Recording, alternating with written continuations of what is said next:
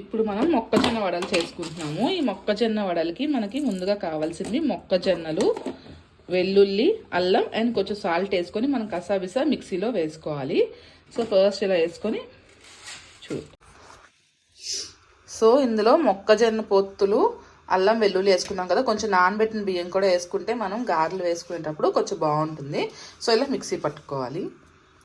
So మనం బాగా చిన్నగా షార్ప్ చేసుకున్న ఉల్లిపాయలు, కొత్తిమీర, కరివేపాకు వేసుకొని బాగా మిక్స్ చేసుకోవాలన్నమాట వడల్లోకి వేసుకోవడానికి. సో మిర్చి కూడా మనకి ఫ్లేవర్కి తగ్గట్టు వేసుకోవాలి. తర్వాత ఇలా బాగా మనం మిక్స్ చేసుకోవాలి. సరిపడా సాల్ట్ అవన్నీ వేసుకొని బాగా మిక్స్ చేసుకోవాలి. సో పిండి కలుపుకున్న తర్వాత కడాయి పెట్టుకొని కొంచెం ఆయిల్ వేడి చేసుకోవాలి.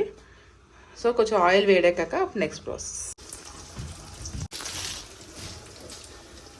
సో ఇలా వడలు వేసుకోవాలి. చూసారు కదా, ఇలా వడలు వేసుకున్న తర్వాత మనకి కొంచెం గోల్డెన్ బ్రౌన్ కలర్ రావాలి. సో అలా వచ్చిన తర్వాత మనం తీసుకొని సర్వ్ చేసుకోవచ్చు. చాలా simple and easy recipe. Corn, ఉల్లిపాయలు ఉంటే చాలు మనం ఇప్పుడు రెసిపీని చేసేసుకోవచ్చు ఈవినింగ్ ఫాస్ట్గా. సో వేడి వేడి వడ రెడీ అయిపోయింది. సో ఇది మనం చట్నీతో సర్వ్ చేసుకోవచ్చు, చికెన్తో బాగుంటుంది అండ్ సాసెస్తో కూడా బాగుంటుంది అనమాట. ఈవినింగ్ పిల్లలకి ఇలా స్నాక్స్ చేసిస్తే రెడీ కార్న్ వడ రెడీ. ఇప్పుడు మా బాబు టేస్ట్ చేసి మనకు ఎలా ఉందో చెప్తాడు. తిని చెప్పు హేతు, ఎలా ఉంది?